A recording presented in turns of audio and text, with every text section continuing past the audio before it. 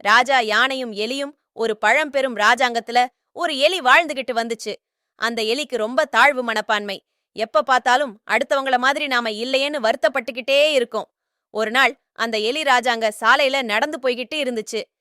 அப்ப அந்த ராஜாங்கத்தோட ராஜா நகர்வலம் வந்தாரு. ஒரு பெரிய யானையில ஏறி அவரு தன்னோட பயணத்தை நடத்தினாரு. அத பார்த்த எலிக்கு ரொம்ப பொறாமையா போச்சு. இத யானை மாதிரி உடம்பு தனக்கு இல்லையே, அப்படி இருந்திருந்தா அந்த யானைக்கு கிடைக்கிற மரியாதையெல்லாம் எனக்கும் கிடைக்குமேன்னு வருத்தப்பட்டுச்சு.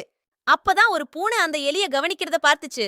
எலி, அடடா, யானைய பார்த்துக்கிட்டு பூனைய கவனிக்காம விட்டுட்டமேன்னு நினைச்சுக்கிட்டே அங்க இருந்த ஒரு பொந்துல போய் ஒளிஞ்சுகிடுச்சு.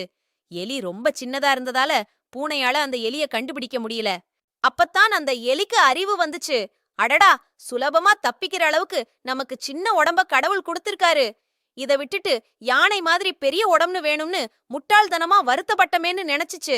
அன்னையிலிருந்து தாழ்வு மனப்பான்மையிலிருந்து வெளிப்பட்டு நல்லபடியா தன்னோட வாழ்நாளை கழிச்சிச்சு எலி. குறள் நீதி: அழுக்காறு உடையார்க்கு அது சாலும் ஒன்னார் வழுக்கியும் கேடின்பது. நீதி: பொறாமைக் குணம் கொண்டவர்களுக்கு அவர்களை வீழ்த்த வேறு பகையே வேண்டாம். அந்த குணமே அவர்களை வீழ்த்திவிடும்.